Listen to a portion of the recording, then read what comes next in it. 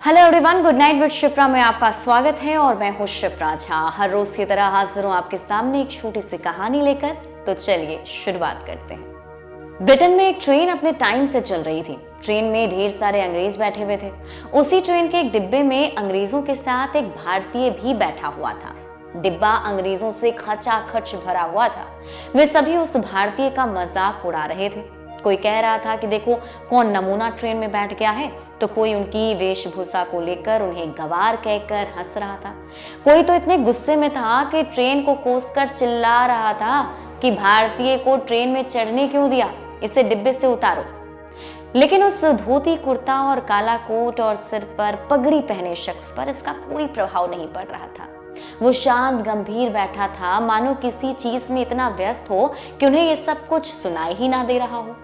जितने स्पीड से ट्रेन दौड़ रही थी उतनी ही स्पीड से अंग्रेजों का उस भारतीय का उपहास उड़ाना, अपमान करना, ये सब कुछ जारी था। लेकिन अचानक वो शख्स सीट से उठा और जोर से चिल्लाया, ट्रेन रोको।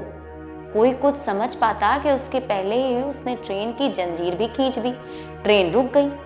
अब तो जैसे अंग्रेजों का गुस्सा फूट पड़ा था। सब उसको गालियां दे रहे थे। गवार, जाहिल, जितने भी शब्द उनके पास उनकी डिक्शनरी में होंगे वो सब की बौछार उसके ऊपर कर रहे थे।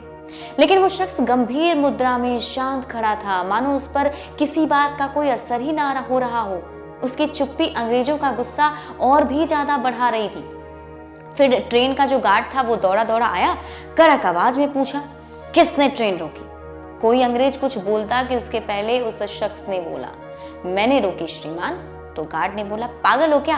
पहली बार ट्रेन में बैठे हो, तुम्हें पता है बिना कारण ट्रेन रोकना अपराध है?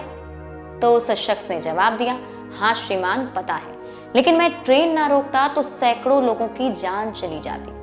अब उस आदमी की बात सुनकर सब जोर जोर से हंसने लगे, लेकिन उसने बिना परेशान हुए पूरे आत्मविश्वास के साथ कहा कि करीब 1 फरलॉन्ग यानी कि 220 गज की दूरी पर पटरी टूटी हुई है, आप चाहें तो चलकर देख सकते हैं। तो गार्ड ने गुस्से में कहा, ठीक है देखते हैं, अगर नहीं हुआ तो तुम्हें सजा मिलेगी।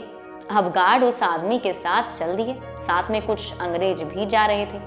रास्ते भर भी अंग्रेज उस पर फफ्तियां कसने से बाज नहीं आ रहे थे। बिल्कुल मजाक उड़ाया जा रहा था। लेकिन सबकी आंखें उस वक्त फटी की फटी रह गई जब वाकई बताई गई दूरी के आसपास पटरी टूटी हुई थी, नट बोल्ट खुले हुए थे। अब गार्ड सहित सभी लोग उसकी ओर हैरानी से देख रहे थे। सबकी बोलती बंद हो चुकी थी और सब बस यही जानना चाह रहे थे कि आखिर इसे कैसे पता चला। तो गार्ड ने पूछा कि तुम्हें कैसे पता चला ये सब कुछ?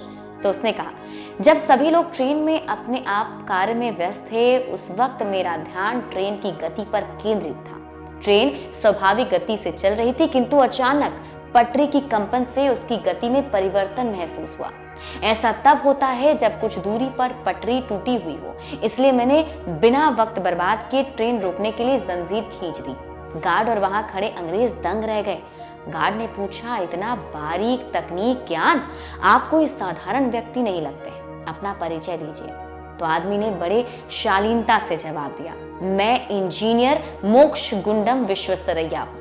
जी हाँ, वो असाधारण शख्स कोई और नहीं बल्कि डॉक्टर विश्वेश्वरैया थे। इन्हें कौन नहीं जानता? हमारे देश के सबसे पहले और सबसे बड़े आधुनिक इंजीनियर, जिन्हें आधुनिक भारत का निर्माता भी कहा जाता है। इनकी इस कहानी से हमें ये समझ आता है कि इंसान की पहचान उनके कपड़ों से नहीं बल्कि उसके गुणों से होती है।